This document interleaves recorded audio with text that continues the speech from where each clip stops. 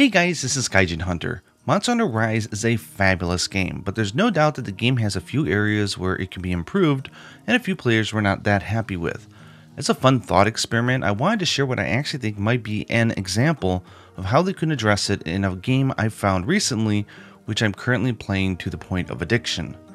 The specific topics I'm talking about is three things. One, there isn't enough variation in quests. For example, there's no quest with 2 Rathalos or 3 Fang Beasts all at the same time in the Infernal Springs and stuff like that.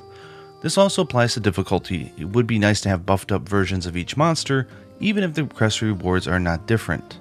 Topic 2, the game could use a random element to keep players hunting after the main content is exhausted.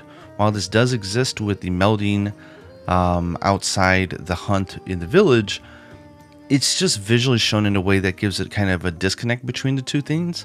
All they have to do is link them together and give people something to chase. 3. The marketing has given the impression that too many cosmetic items are being sold instead of being included in the game, regardless of how true that might be.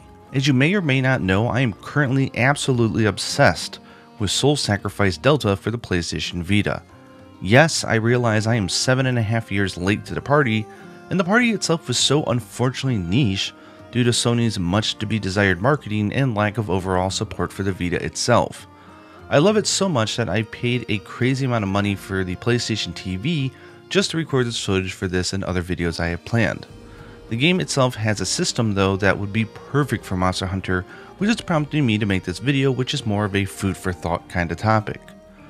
Soul Sacrifice Delta is like Monster Hunter in that there are lists of quests, each given a difficulty, star rating, and you just go in and take on bosses and get their weapons and stuff. While there are a lot of quests available to do in the game, they have a mechanic called blank pages. The concept for it is simple. You pay some in-game items as a cost, very much like how you do for talisman melding in Rise.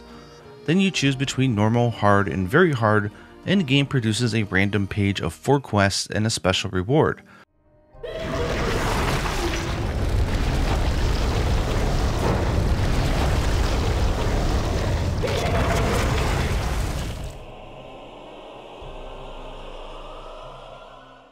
Such as a layered armor, character voice option, and some other useful items. The quests themselves do not give higher rates for rewards or anything, but they do offer a few unique spells due to the way that the system works. The point though is that you now have a clear goal to work towards. For example, the other day I was rolling pages and I got 1 black colored cat ears for my character. So I decided to keep the page and do the quest to get those cat ears. Once you clear 3 of the quests and the final 4th one is revealed, clear that and you get the item. The blank page also stays after you beat it, so you can share it and host it with others so they can get the cosmetic items as well. So for point 1, it solves the problem of lacking variation in quests. It works similar to the investigation system in Iceborne, but without the special high rates to get rare items, which made the normal quest kinda useless to do. The rewards in general are just cosmetic, so there's no frustration if you don't roll the item you really want right away, and it doesn't break the game in terms of balance. It also solves issue 2, in that there's something rewarding about doing quests to reach a goal that you can see. They even make it psychologically fun, because when you create a random page of quests, you can only see the reward, then you have to touch and scratch away the blood on the screen to see the quest that you have to do to beat. While Soul Sacrifice has you use a currency like Chimera points in order to unlock these quests, they could have just gotten rid of that and it'd be the same. The idea of peeling off a cover to see what quests you might have to go through is really fun.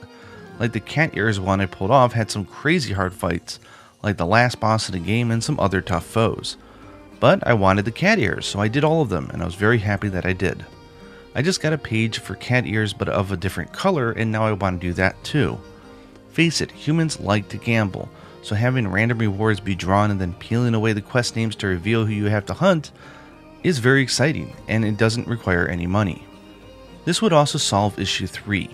You can make everything into layered armor in Monster Hunter Rise, which is absolutely awesome. But people really like specifically special cosmetic items that are not tied to specific monsters or armor, because visually they want it to feel unique. Just by offering a few or a good amount of cosmetic items in the game and then even bloating it by making the colors and patterns for all the unique items for blank pages, Soul Sacrifice Delta manages to generate an incredible amount of gameplay over a very simple mechanic, and it feels fun and rewarding for the player. Like, imagine that if they had a special layered armor that has 5 pieces, and each one you can earn is a potential reward in a blank quest page. Then add in 5 nice color variations and boom, you now have 25 different types of quests. And that's just for one layered armor set. Do this for a dozen of them and add in a few things like special decorations for your room, stamps, or companion stuff, and boom, you have like hundreds and hundreds of fun rewards and reasons to do pages of random quests. Anyways, I love the blank page idea from Soul Sacrifice Delta and thought it would be a fun idea to share and discuss.